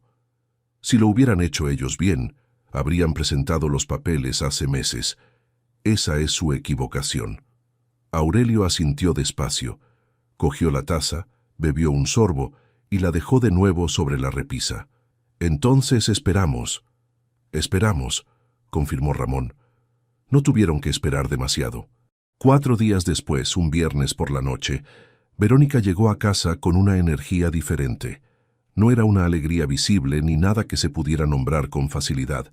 Era más bien una resolución, algo que se nota en la forma en que alguien entra por una puerta cuando ha tomado una decisión que llevaba tiempo aplazando y finalmente ha decidido ejecutar. Cenaron sin incidentes. La conversación fue ligera, superficial, del tipo que ya era habitual entre ellos desde hacía meses. Cuando recogieron la mesa, Verónica dijo que quería hablar de algo el lunes, que había cosas que necesitaban aclarar entre los dos y que era mejor hacerlo con calma y con tiempo. Aurelio respondió que de acuerdo, que el lunes estaba bien. Esa noche tardó en dormirse, pero no por angustia, porque sabía lo que significaba el lunes, y porque después de 8 meses de revisiones nocturnas, de extractos marcados con lápiz, de correos impresos leídos bajo el flexo del despacho, de reuniones discretas con Ramón, de mantener la misma cara delante de la misma mujer cada mañana, durante todo ese tiempo, el momento que había estado construyendo estaba a 72 horas. El sábado y el domingo transcurrieron con una normalidad que resultaba casi irónica. Hicieron la compra el sábado por la mañana juntos, como llevaban haciendo años, con el carro del supermercado y la lista en el teléfono de ella y la costumbre de cada uno de coger lo que sabía que el otro olvidaba siempre. El domingo, Verónica llamó a una amiga y estuvo más de 1 hora hablando en el jardín. Alejandro mandó un mensaje el domingo por la tarde, un mensaje breve que preguntaba si el lunes Aurelio estaría en casa por la tarde. Aurelio respondió que sí. Esa confirmación de Alejandro era la última pieza que necesitaba para entender la escena completa que estaba por venir. Verónica no iba a hacer esto sola. Había citado a su hijo para que estuviera presente. Apoyo moral, testigo de facto, o simplemente la certeza de que Aurelio no reaccionaría de ninguna forma inesperada si había alguien más en la habitación. Cualquiera de las 3 razones decía lo mismo sobre cómo lo veían a él, como alguien que no iba a sorprender a nadie. Tenían razón en eso, solo que no de la manera en que creían. El lunes llegó con el mismo cielo gris del jueves anterior, la lluvia de octubre que en Valencia a veces se instala durante días sin terminar de decidir si quiere ser tormenta o niebla. Aurelio fue a la oficina por la mañana. Cumplió con 2 reuniones que tenía programadas. Comió algo rápido en el bar de la esquina y a las 4:45 estaba de vuelta en casa. Verónica estaba en la sala. Alejandro llegó 20 minutos después. Fue entonces, justo cuando Alejandro entraba por la puerta y los tres estaban en el recibidor con los abrigos todavía puestos, cuando ocurrió el momento que Aurelio había ensayado mentalmente con más detalle que ningún otro. Alejandro lo miró y durante un segundo, solo un segundo, hubo algo en sus ojos que no era la firmeza que intentaba proyectar. Era una pregunta. La misma pregunta que había estado rondando desde aquella tarde en que Aurelio había aparecido en su piso sin avisar y no había reaccionado a su provocación de la forma esperada. La pregunta de alguien que ha construido su estrategia sobre la certeza de que el otro no sabe y que en el último momento empieza a no estar tan seguro. Aurelio le sostuvo la mirada con exactamente la misma expresión con que llevaba 8 meses mirándolo. Neutral, sin hostilidad, sin el brillo particular que tiene la cara de alguien que esconde algo importante. Era la mirada de un hombre cansado que ha venido a escuchar lo que tiene que escuchar. Alejandro apartó los ojos primero. Los tres pasaron al salón. Verónica había colocado sobre la mesa del comedor un sobre grande de papel Kraft junto a 2 bolígrafos. Lo había preparado antes de que llegaran. Eso lo vio Aurelio de inmediato. También vio que se había sentado en el lado de la mesa que daba a la puerta, no en su sitio habitual. Pequeños detalles de quien ha ensayado la escena. Se sentaron. Aurelio enfrente de Verónica. Alejandro a un lado, con los brazos apoyados en la mesa y una postura que intentaba comunicar solidez, pero que tenía demasiada tensión en los hombros para resultar completamente convincente. Verónica habló sin preámbulos. Le dijo que había tomado una decisión que llevaba tiempo madurando, que su matrimonio había terminado hacía años aunque ninguno de los dos lo hubiera querido ver, y que había llegado el momento de formalizarlo. Abrió el sobre, sacó los documentos y los extendió sobre la mesa frente a Aurelio. Luego empezó a leer las condiciones en voz alta, con una firmeza que había ensayado. La vivienda familiar, tasada por el bufete en 420.000 euros, debía ser adjudicada a ella como parte de la división del patrimonio conyugal. La empresa de consultoría tributaria registrada a nombre de Aurelio debía ser valorada y dividida en partes iguales, con una compensación económica de 140.000 euros que él debería abonar en un plazo de 12 meses. Los 3 fondos de inversión conjuntos, con un valor combinado aproximado de 98.000 euros, según la última valoración disponible, debían repartirse al 50%. Condiciones de separación inmediata, uso de la vivienda para ella durante el proceso. Aurelio escuchó todo sin interrumpir. Cuando Verónica terminó de leer, hubo un silencio breve. Entonces Aurelio hizo algo que no estaba en el guión de ella. Cogió los documentos, los revisó página por página con calma, y cuando llegó al apartado de la empresa de consultoría, preguntó con tono técnico y completamente neutro en qué fecha se había realizado la tasación del valor societario que el bufete utilizaba como referencia. Verónica miró a Alejandro un instante antes de responder que la tasación era reciente, de los últimos meses. Aurelio asintió, dijo de acuerdo, y siguió pasando páginas. Luego preguntó con la misma neutralidad si la valoración de los fondos de inversión estaba basada en el último extracto trimestral o en una consulta más reciente.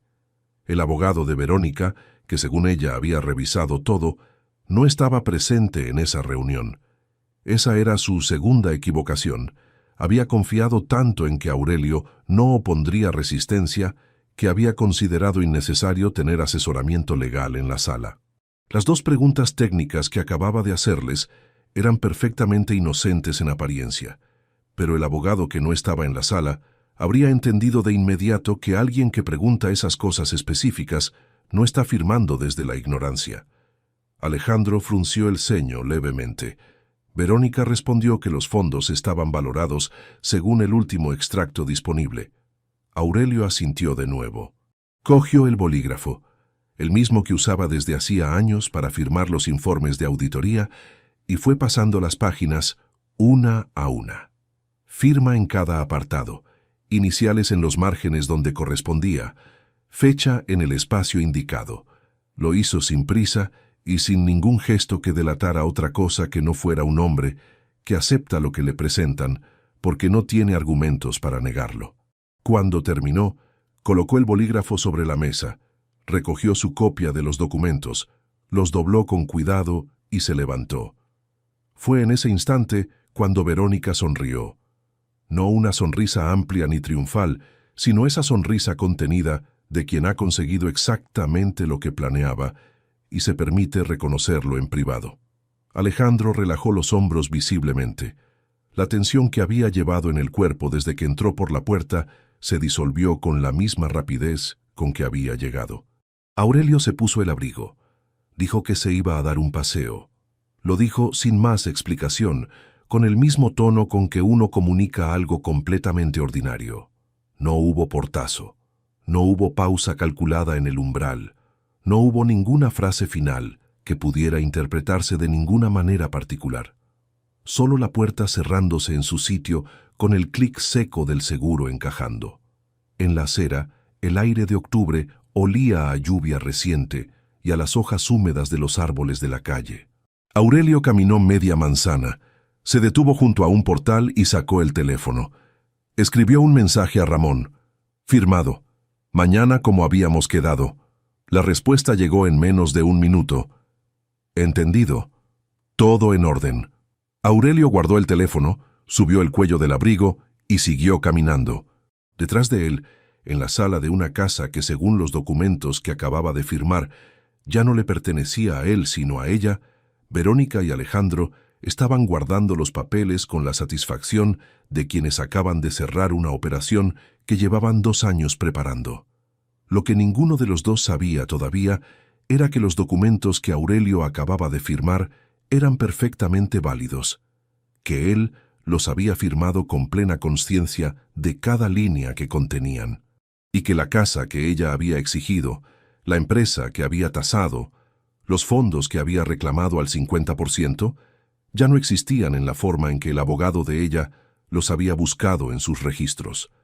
La investigación patrimonial que ese abogado había realizado estaba basada en datos de hacía más de 3 meses, y en 3 meses, con la precisión de alguien que lleva 28 años sin que los números le ganen una sola vez, habían cambiado exactamente todo lo que necesitaba cambiar. Mañana, cuando Verónica abriera la aplicación del banco y buscara el saldo de la cuenta conjunta desde la que pensaba empezar a mover los recursos que creía haber asegurado, iba a encontrar algo que no estaba en ninguno de sus cálculos. Y en ese momento iba a entender por primera vez en 2 años lo que significa prepararse para algo sin saber que el otro también se había estado preparando. El teléfono de Verónica sonó a las 9:15 de la mañana. Aurelio lo escuchó desde la cocina, donde estaba de pie con el café en la mano junto a la ventana que daba al patio interior. No era el tono de una llamada entrante, sino el pitido corto y repetido de una notificación de aplicación, seguido de silencio, seguido de otro pitido. Luego el sonido de pasos rápidos en el piso de arriba, una puerta abriéndose, y después nada durante varios minutos. Aurelio terminó el café despacio. Sabía exactamente lo que estaba ocurriendo arriba. Verónica había abierto la aplicación del banco para verificar el saldo de la cuenta conjunta, antes de llamar a su abogado con los documentos firmados del día anterior. Era el paso lógico siguiente en el plan que había construido durante casi 2 años. Confirmar que los recursos estaban disponibles, iniciar los movimientos acordados con el bufete y comenzar la separación de facto desde una posición de ventaja económica consolidada. Lo que la aplicación le estaba mostrando en ese momento no era eso. Los pasos en el piso de arriba volvieron, más rápidos ahora, y Aurelio escuchó el sonido inconfundible de alguien marcando un número de teléfono con urgencia. Una llamada que duró menos de 2 minutos. Luego otra. Luego silencio de nuevo, pero de un tipo diferente al de antes. El silencio de quien acaba de recibir una información que no estaba en ninguno de sus cálculos y necesita un momento para procesar lo que significa. Aurelio dejó la taza en el fregadero, cogió el abrigo del perchero y salió a la calle. Tenía una reunión con Ramón a las 10:30. Llegó con 15 minutos de antelación. El despacho de Ramón Cifuentes estaba en un edificio del centro de Valencia, 2.º piso, con una sala de reuniones pequeña que tenía una mesa de madera oscura y 4 sillas. Ramón ya estaba sentado cuando Aurelio entró, con 2 carpetas delante de él, y una expresión que no era de satisfacción, sino de la concentración específica de alguien que está listo para hacer su trabajo con precisión. ¿Llamaron ya?, preguntó Ramón. Todavía no, respondió Aurelio, pero lo harán antes del mediodía. Ramón asintió y abrió la primera carpeta. Lo que contenía era la documentación completa de la reorganización patrimonial realizada durante los 2 meses anteriores. La escritura de constitución de Montesinos, Consultoría Tributaria SLU, firmada y registrada ante notario 6 semanas antes, con Aurelio como único socio y administrador. El acta de integración de la vivienda familiar como activo del capital social de la empresa, valorada en 420.000 euros, según tasación oficial, operación completada 4 semanas antes de que Verónica pusiera los papeles de divorcio sobre la mesa. Los contratos de redireccionamiento de los 3 fondos de inversión hacia la sociedad nueva, ejecutados con fechas distribuidas a lo largo de las 8 semanas anteriores para que cada operación tuviera respaldo documental independiente. El certificado actualizado del depósito a plazo fijo, cuyo beneficiario había sido modificado en la última renovación. Cada documento tenía fecha, número de registro y firma notarial. Nada había sido hecho en secreto, porque nada de eso necesitaba serlo. Una reorganización societaria no requiere ocultarse. Solo requiere hacerse antes de que el proceso contrario esté formalizado, y eso era exactamente lo que había ocurrido. La segunda carpeta contenía algo diferente. Los correos electrónicos impresos que Aurelio había encontrado entre las páginas del libro de la estantería, junto a los extractos bancarios marcados con lápiz que documentaban los 21 reintegros mensuales destinados a los honorarios del bufete Palomar. 16 meses de participación activa de Alejandro en la planificación de un proceso construido sobre el patrimonio que su padre había levantado durante 28 años.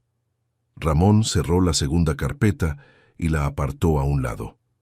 Esto no va a presentarse en ningún procedimiento judicial, a menos que sea estrictamente necesario, dijo. No lo necesitamos para ganar nada, porque ya está ganado. Pero es importante que esté aquí, sobre esta mesa, cuando lleguen. Llegaron a las 11:47.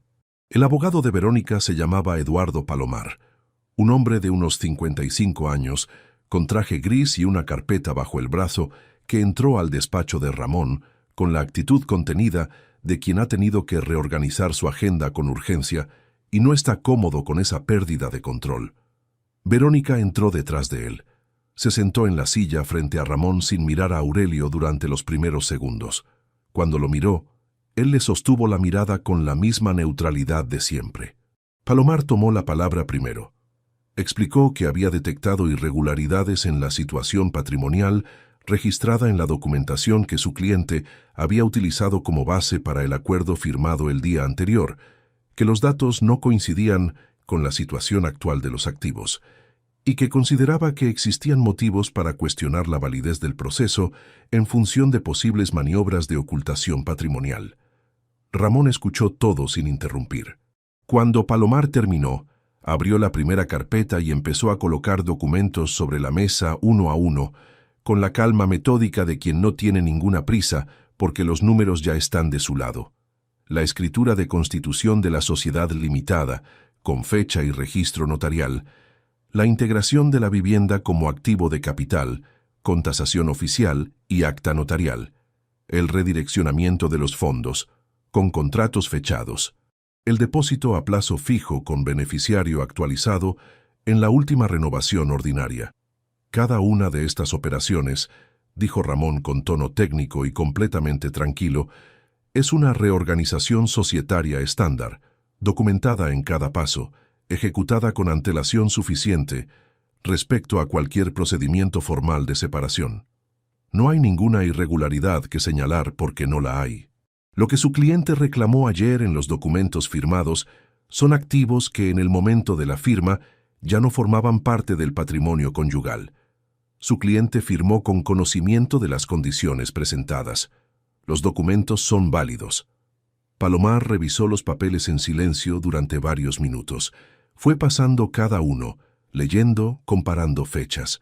Cuando llegó al último, cerró la carpeta de Ramón con cuidado y la devolvió sobre la mesa. Hubo un silencio. Verónica llevaba varios minutos sin decir nada. Tenía las manos apoyadas sobre la mesa, una sobre la otra, y miraba los documentos de Ramón sin ninguna expresión particular que pudiera nombrarse con facilidad. No era rabia, no era incredulidad, no era ninguna de las reacciones que Aurelio había calculado como posibles durante las semanas anteriores. Era algo más silencioso y más profundo que todo eso. Era el silencio específico de alguien que ha construido algo durante 2 años, con una precisión que creía suficiente, y que acaba de ver que el edificio entero estaba levantado sobre un terreno que ya no existía cuando puso el primer ladrillo. Palomar dijo que necesitaba tiempo para revisar la documentación con detalle y que volvería a contactar con Ramón durante la semana siguiente. Lo dijo con la profesionalidad de quien sabe que ha perdido la posición, pero no puede reconocerlo en voz alta delante del cliente. Verónica se levantó. Fue entonces, por primera y única vez en toda esa reunión, cuando habló. Le dijo a Aurelio, con una voz que no tenía el volumen del lunes anterior, ni la firmeza ensayada de quien ha preparado sus palabras, sino la voz plana de alguien que está procesando algo demasiado grande para su velocidad habitual. ¿Cuánto tiempo llevas sabiendo todo esto? Aurelio respondió sin pausas y sin énfasis. El tiempo suficiente para hacerlo bien. Verónica asintió una vez, muy despacio, recogió su abrigo de la silla y salió del despacho detrás de Palomar sin decir nada más. La puerta se cerró.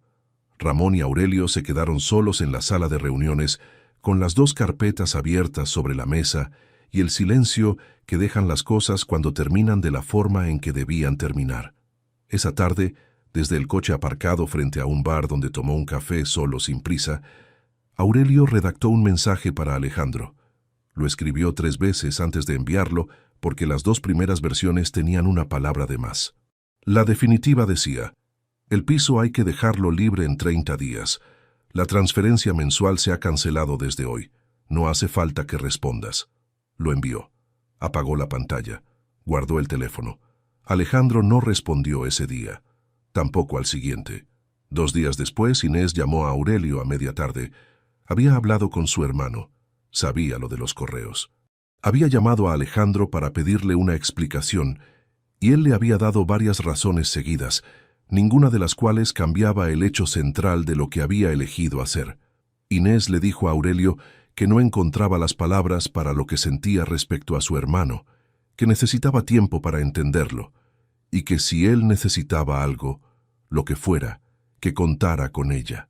Aurelio le respondió que lo sabía desde hacía mucho tiempo, que no le hiciera falta demostrárselo, que era suficiente con que estuviera bien. Hubo una pausa al otro lado de la línea, y luego Inés dijo, con una voz que mezclaba el llanto contenido y algo que se parecía mucho al orgullo: lo entiendo ahora, lo que me dijiste aquella tarde. Cuando todo esto termine, lo entenderás. Aurelio le respondió que sí, que ya había terminado.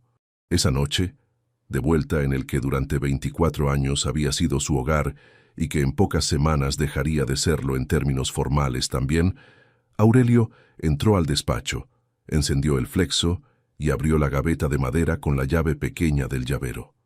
Estaba vacía. Cada documento que había guardado ahí durante años, cada escritura y cada contrato y cada póliza, estaba ahora en las carpetas de Ramón o en los archivos de la Sociedad Nueva.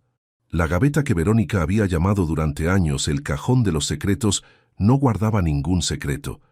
Guardaba lo que siempre había guardado, los documentos que sostenían lo que él había construido. La diferencia era que ahora, por primera vez, lo que esos documentos sostenían era inatacable. Sacó del bolsillo interior de la chaqueta el bolígrafo con el que había firmado los papeles del divorcio el lunes anterior. Lo mismo que había usado durante años para los informes de auditoría, para los contratos de la empresa, para los documentos que Ramón le pedía revisar. Un bolígrafo ordinario, sin ningún valor particular. Lo colocó sobre la superficie vacía de la gaveta abierta y lo miró un momento. Verónica había puesto ese bolígrafo sobre la mesa el lunes porque sabía que era el que él siempre usaba. Lo había incluido en la escena que había preparado, porque cada detalle de esa escena estaba calculado para que Aurelio firmara sintiéndose derrotado, para que el bolígrafo en su mano fuera el símbolo de un hombre que acepta lo que le imponen porque no tiene otra opción. Ese mismo bolígrafo en esa misma mano había firmado los documentos que formalizaban el único resultado posible al que toda esa situación podía llegar si quien la enfrentaba sabía leer los números antes de abrir la boca. Cerró la gaveta con la llave. Apagó el flexo. 3 semanas después, desde el piso pequeño que había alquilado cerca de la oficina mientras se resolvían los trámites definitivos, Aurelio llamó a Inés un domingo por la mañana. Estuvieron hablando más de 1 hora. En algún momento de esa conversación, sin que ninguno de los dos lo hubiera planeado como enseñanza ni como discurso, él le dijo algo que ella escuchó en silencio hasta el final. Le dijo que lo que había aprendido a lo largo de esos meses no era a desconfiar de la gente, que desconfiar de todos es tan poco inteligente como confiar en todos. Lo que había aprendido era a distinguir entre lo que una persona dice y lo que hace cuando cree que nadie la está mirando con suficiente atención, que la dignidad no es lo que defiendes cuando te atacan en público, es lo que mantienes cuando podrías atacar y eliges no hacerlo porque ya no necesitas demostrarle nada a nadie.